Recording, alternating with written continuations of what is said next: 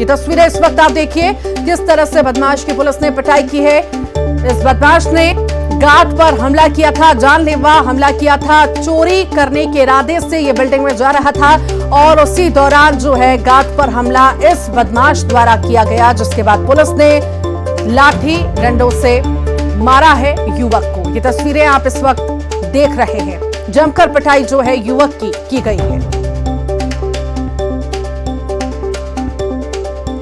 कांग्रेस के कार्यकारी अध्यक्ष आसिफ जकी, उनकी ये कार है, किस तरह से रात को विवाद हुआ और इस कार के पर हमला हुआ, कार को भी क्षति। तो लगातार राजधानी भोपाल में बदमाशों के हौसले बुलंद होते हुए नजर आ रहे हैं। आए दिन ऐसे मामले सामने आते हैं, चोरी के मामले सामने आते हैं और बदमाश जो है वार करने से नहीं चूकते। कुछ ऐसी तस्वीर एक बार फिर देखने को मिली है। बिल्डिंग में चोरी की मंशा से ये बदमाश घुस रहा था और उसी दौरान इसने गार्ड पर जानलेवा हमला किया। ये तस्वीरें आप देख रहे हैं। जानलेवा हमले करने के बाद जो है पुलिस ने इस युवक को पकड़ा और जमकर युवक की डंडों से पिटाई की। ये तस्वीरें आप देख रहे हैं। फिलहाल जो घायल गार्ड है वो अस्पताल में भर्ती है, इलाज उसका जारी है।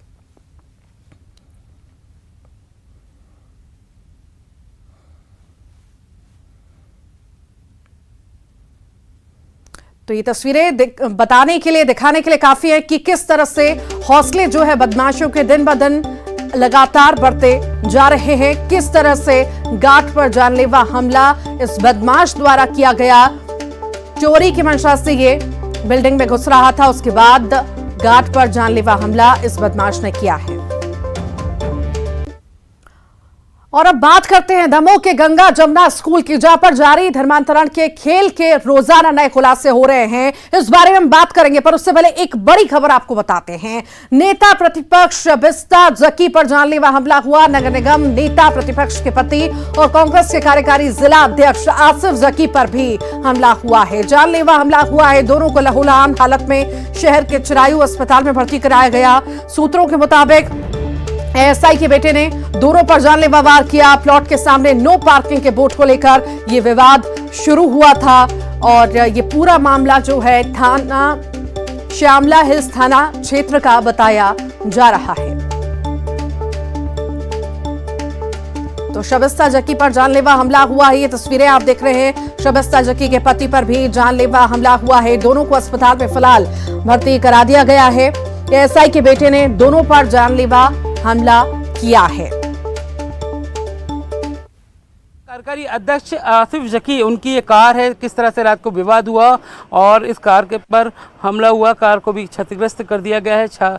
ये आप देख सकते हैं कि जो इसका कांच है वो टूटा हुआ है। जाहिर सी बात है, जब देर रात झगड़ा हुआ उसकी पूरी कहानी है। शामला थाने इलाके की घटना है। आप अगर नज़र मारें तो शामला थाना इसके ठीक बगल से है, सामने ही है। उसके बावजूद यहाँ देर रात तक झगड़ा होता रहा। आपस का जो विवाद है, जिनमें जो है कांग्रेस नेता आसिफ जकी, उनकी धर्मपत्नी शबिस्ता जकी जो कि नगर निगम में नेता प्रतिपक्ष हैं, और उनका विवाद अपने पड़ोस में रहने वाले यासिर और तौकीद से हुआ। ये पार्किंग का विवाद है और इसके अलावा और भी कुछ व्यक्तिगत चुनावी रंजिश हो सकती है, क्योंकि इसके राजनीतिक जो है रंग भी नज़र आ रहे हैं इस लड़ाई में। ये देख सकते हैं, ये बीजेपी के समर्थक बताए जाते हैं। ये उनका घर है और इसके बिल्कुल बगल से पड़ोस में लगा हुआ वो है आसिफ जकी, जो कि कांग्रेस के कार्यकारी अध्यक्ष हैं और उनकी जो धर्मपत्नी है नगर निगम में नेता प्रतिपक्ष हैं, उनका ये मकान है। पार्किंग को लेकर दोनों में विवाद हुआ। विवाद इतना ज़्यादा बढ़ गया कि लाठी डंडे चले, यहाँ पर विवाद हुआ और जमकर देर रात तक हंगामा हुआ। और पुलिस पर सवाल इसलिए खड़े हो रहे हैं क्योंकि पुलिस थाना महज चंद कदम की दूरी पर है। सड़क से एक पैर रखते हैं तो शामला थाने पर पहुँच जाते हैं। बावजूद पुलिस को आने में इतना वक्त लगा, यहाँ पर देर रात तक हंगामा होता रहा। दोनों अभी एक निजी अस्पताल में भर्ती हैं और इस झगड़े की वजह पार्किंग बताई जा रही है, मगर पुलिस पर भी इसलिए सवाल खड़े हो रहे हैं कि पुलिस को आने में इतना वक्त क्यों लगा। कैमरा पर्सन खिलान सिंह के साथ जितेंद्र शर्मा, न्यूज़ 18 भोपाल।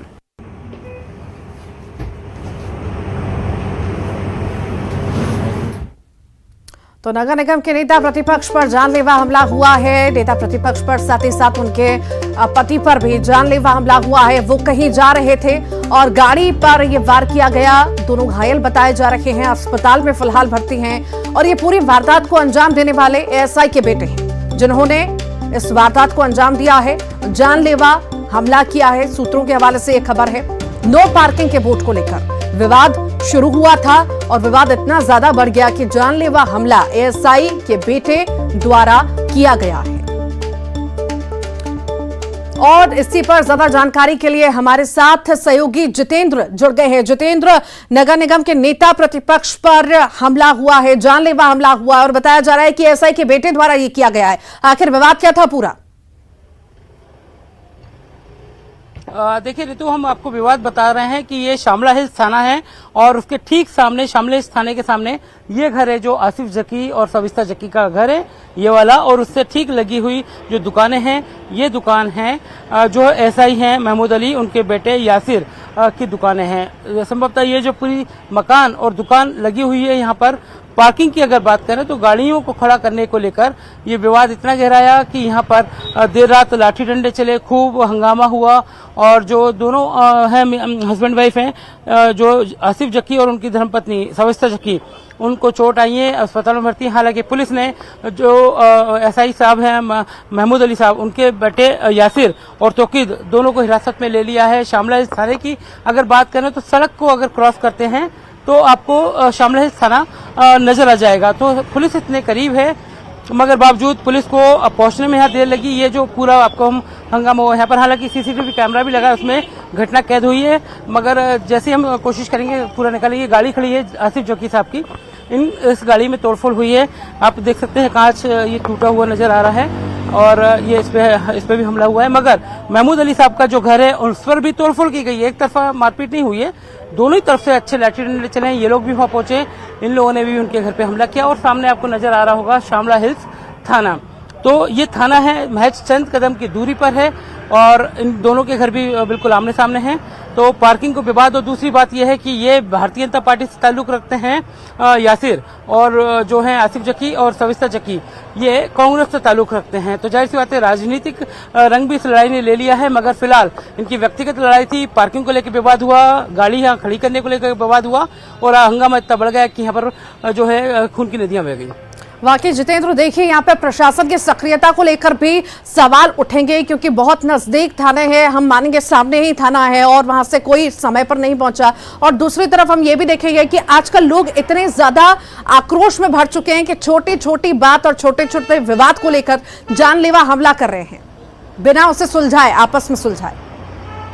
बिल्कुल बिल्कुल ऋतु, हालांकि आपसी विवाद था, इसे सुलझा लिया जा सकता था, मगर काफी दिनों से पुरानी रंजिश चल रही थी, उसके चलते ये विवाद हुआ। तो मगर पुलिस पर सवाल इसलिए खड़े हो रहे हैं कि पुलिस थाना इतना करीब है, कोई आवाज भी दे तो थाने तक आवाज पहुंच जाए, बावजूद पुलिस को आने में समय लगा। मगर ये भी कह रहे हैं कि शायद महमूद अली साहब चूंकि थाने में एसआई हैं, इस वजह से भी उनका रसूख है। मगर ये भी कद्दावर नेता है कांग्रेस के और कार्यकारी अध्यक्ष हैं आसिफ जकी, उनकी धर्मपत्नी जो है खुद एडवोकेट हैं सविता जकी।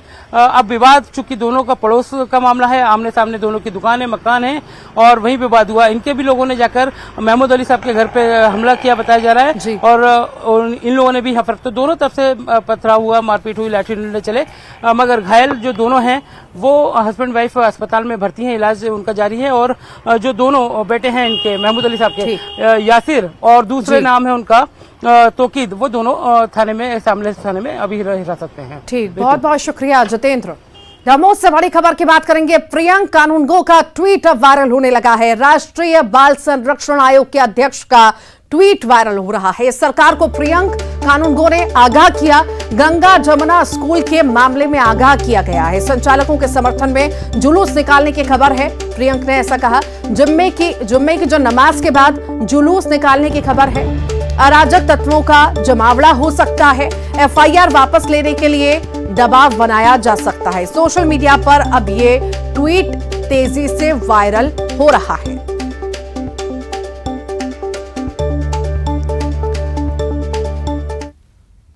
और इसी पर ज्यादा जानकारी के लिए आशीष जैन हमारे साथ जुड़ गए हैं। आशीष, अब सोशल मीडिया पर जो है ट्वीट वायरल हो रहा है, आखिर किस तरह से इस ट्वीट को देखें कानूनगो का?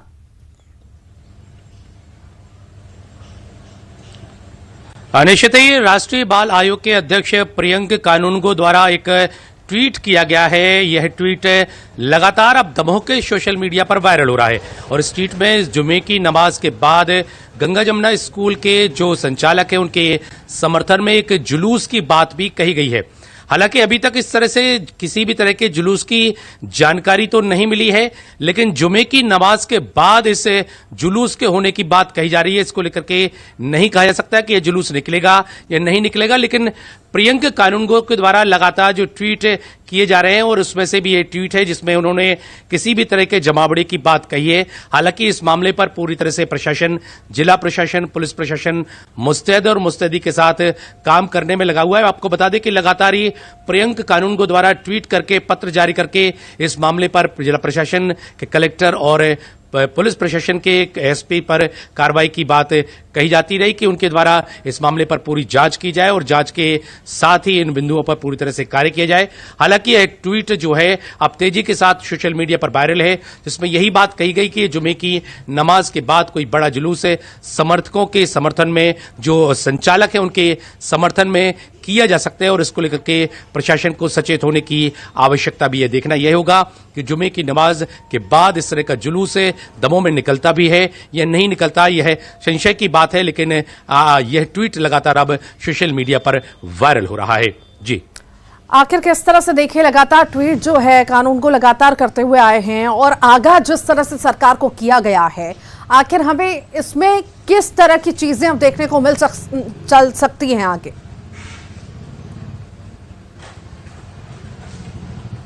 निश्चित ही मैं आपको बताना चाहूंगा कि धर्मांतरण के मामले को लेकर के प्रियंक कानूनगो द्वारा पहले भी इस तरह से ट्वीट किए जाते रहे हैं। उनके द्वारा लगातार पत्र भी जारी किए गए हैं, ट्वीट्स के माध्यम से विभिन्न जानकारियों को शेयर किया जाता रहा है, विभिन्न वीडियोज उनके द्वारा शेयर कर दिए गए हैं। बीते दिनों में भी जो ईसाई मिशनरी पर इस तरह के धर्मांतरण के आरोप जो लगे थे उसको लेकर के भी लगातार राष्ट्रीय बाल आयोग के अध्यक्ष के द्वारा इस तरह से ट्वीट किए गए थे, वीडियोज भी ट्वीट किए गए थे और जिला प्रशासन से कार्रवाई की बात की गई थी। गंगा जमुना स्कूल का जब मामला इस सामने आया तो शुरुआती दौर से ही प्रियंक कानूनगो द्वारा के पत्र जारी किए गए, ट्वीट्स किए गए और उसको लेकर के जिला प्रशासन को और माननीय मुख्यमंत्री, गृह मंत्री को भी इस मामले पर आगाह करने की बात की गई और लगातार यह मामला अब 8वें 9वें दिन भी लगातार जारी है गंगा जमुना स्कूल का। और इस मामले पर जहां मामला भी दर्ज किया जा चुका है तो वहीं जिला प्रशासन की टीम कार्रवाई भी कर रही है, जांच भी कर रही है और इसके साथ ही एक मुख्यमंत्री के निर्देश के बाद एक बड़ी टीम का गठन भी,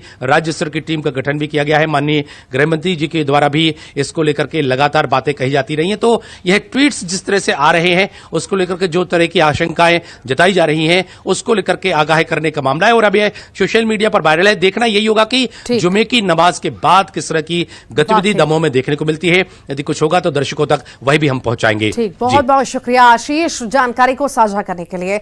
दमोह के गंगा जमुना स्कूल में जारी धर्मांतरण के खेल के रोजाना नए नए खुलासे हो रहे हैं।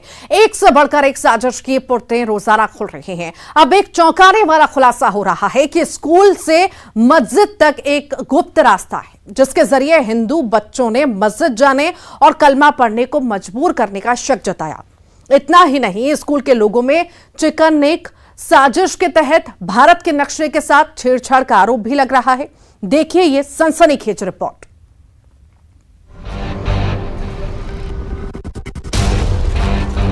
हमको स्टेट कमीशन के मेंबर्स ने बताया कि स्कूल के अंदर से मस्जिद में जाने का एक गोपनीय रास्ता भी था।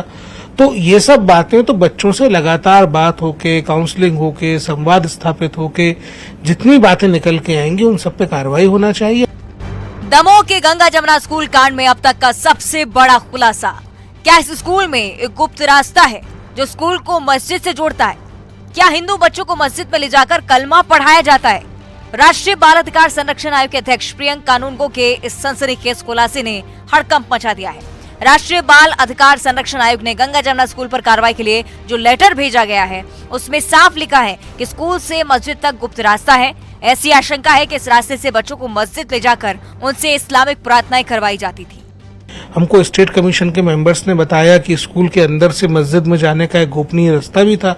तो ये सब बातें तो बच्चों से लगातार बात होके, काउंसलिंग होके, संवाद स्थापित होके जितनी बातें निकल के आएंगी उन सब पे कार्रवाई होना चाहिए। दूसरा बड़ा खुलासा स्कूल के लोगों से जुड़ा हुआ। इस लोगो में भारत के नक्शे को सिर्फ आधा दिखाया गया है। प्रियंक कानूनगो के मुताबिक ये नक्शा चिकन नेक काटने की साजिश से जुड़ा हो सकता है। दरअसल सिलीगुड़ी कॉरिडोर को चिकन नेक के नाम से जाना जाता है और यही सकरा कॉरिडोर उत्तर पूर्वी राज्यों को भारत के बाकी हिस्सों से जोड़ता है। देश के नक्शे के साथ छेड़छाड़ की गई है। देश के नक्शे के एक बड़े भूभाग को देश से अलग बताया गया है, जो बहुत दिनों तक एक बहस देश में चली है कि सेपरेटिस्ट लोग देश के पूर्वी भाग को चिकन नेक के बाद से काट देना चाहते हैं। सेम वही नक्शा इस स्कूल का लोगो था। राष्ट्रीय बाल अधिकार संरक्षण आयोग गंगा जमुना स्कूल की साजिशों में विदेशी हाथ होने की आशंका भी जता रहा है। और डेफिनेटली इस तरीके की साजिशों के पीछे विदेशी हाथ होने की आशंका से मना नहीं किया जा सकता। ये पुलिस के इन्वेस्टिगेशन का विषय है, इसलिए पुलिस को इस दिशा में जांच करनी चाहिए। अपनी तमाम आशंकाओं से राष्ट्रीय बाल अधिकार संरक्षण आयोग सरकार को अवगत करा चुका है। फिलहाल कई धाराओं में केस दर्ज है, जांच की जा रही है। धारा 295A, 506B, 7582 जो लगता है JJ एक्ट, ऐसी अनेक धाराओं में कार्रवाई की गई है। आगे भी इसमें बयान होंगे। अभी प्रारंभिक स्टेज है, जैसे जैसे बयान होते जाएंगे, नाम सामने आते जाएंगे, नाम बढ़ते भी जाएंगे। इस स्कूल में 400 गैर इस्लामिक बच्चे पढ़ाई करते हैं। राष्ट्रीय बाल अधिकार संरक्षण आयोग का सुझाव है कि कोई हेल्पलाइन डेस्क बनाया जाए ताकि जो बच्चे कुछ खुलासे करना चाहते हो वो बिना किसी भय के जानकारी दे सकें। बहरहाल गंगा जमुना स्कूल ने जिस तरह गंगा जमुनी तहजीब को तार तार कर दिया, उसे लेकर रोज नए खुलासे हो रहे हैं। दिल्ली से अशरफ कासमी के साथ ब्यूरो रिपोर्ट, दमोह। गरियाबंद से बड़ी खबर की बात करेंगे। फांसी पर लटकी मिली है युवक युवती की लाश। पहचान हुई है कुलेश्वर पाल और आयुषी मानिकपुरी के नाम से इनकी शिनाख्त हुई है। साईं मंदिर के पास पहाड़ में मिली थी दोनों की लाश। दोनों नाबालिग 2 दिन से घर से गायब थे। हत्या या आत्महत्या के एंगल से जांच में पुलिस जुटी हुई है। सिटी कोतवाली क्षेत्र का ये मामला आपको बता रहे हैं। और ज्यादा जानकारी के लिए शेख इमरान हमारे साथ जुड़ गए हैं। शेख, जो फांसी पर लटकी हुई लाश युवक युवती की मिली थी, उनकी शिनाख्त हो चुकी है और क्या क्या जानकारी मिल पा रही है? जी देखिए, देर रात युवक युवती की लाश जो है शाही मंदिर के पीछे पहाड़ में फांसी के फंदे पर लटकी मिली हुई थी, जिसके बाद से ही हड़कंप मचा हुआ था और दोनों की लाश की शिनाख्त की गई है, जिसके नाम कुलेश्वर पाल और युवती आयुषी मानिकपुरी के नाम से शिनाख्त हुई है। और लाश मिलने के बाद से जो हड़कंप मची हुई, इसके बाद पुलिस जब जांच में जुटी तो देखा गया कि नाक से खून निकल रहा है। तो इस पूरे मामले को लेकर हर एक एंगल को तलाशा जा रहा है कि आखिरकार ये आत्महत्या हुई है तो कैसे किया गया है, और नाक से खून निकलने के बाद तो हत्या की आशंका तो है, लेकिन ये जांच के बाद ही स्पष्ट होगा। और दोनों युवक युवती फिलहाल नाबालिग है। पूरा मामला एक तरफ से देखें तो प्रेम प्रसंग का लग रहा है, लेकिन 24 घंटे से ज्यादा बताया जा रहा है लाश पुरानी हो चुकी है। और पहाड़ में ये लाश मिलने से कई तरह के सवाल भी खड़े हो रहे हैं कि आखिर ये दोनों यहाँ तक कैसे पहुंचे और क्या ये वाकई में आत्महत्या है, इसके पीछे कोई बड़ा राज छुपा हुआ है। हालांकि पीएम रिपोर्ट के बाद ही स्पष्ट होगा और पुलिस इस पूरे मामले को लेकर जांच में जुटी है। हो सकता है कि आगे भी इस पूरे मामले को लेकर पुलिस बड़ा खुलासा कर सकती है। जी ठीक, बहुत बहुत शुक्रिया जानकारी को साझा करने के लिए। भारत का 71वीं मिस वर्ल्ड 2023 पेजेंट के लिए मेजबान देश के रूप में चुना गया है। इस बार मिस वर्ल्ड प्रतियोगिता का आयोजन भारत में होगा और उत्तर प्रदेश आकर्षण का केंद्र रहेगा। जी हां, वाराणसी और आगरा में कई जगह पर रैंप का आयोजन किया जाएगा। इस सौंदर्य प्रतियोगिता में 140 देशों से प्रतिनिधि शामिल होंगे। मिस वर्ल्ड ऑर्गेनाइजेशन ने घोषणा करते हुए बताया कि नवंबर-दिसंबर 2023 में होने वाले ग्रैंड फिनाले से 1 महीने पहले प्रतिभागियों को शॉर्टलिस्ट करने के लिए कई राउंड होंगे। 130 से अधिक देशों के प्रतियोगी अपनी अनूठी प्रतिभा, बुद्धिमत्ता और करुणा का प्रदर्शन करने के लिए भारत में एकत्रित होंगे।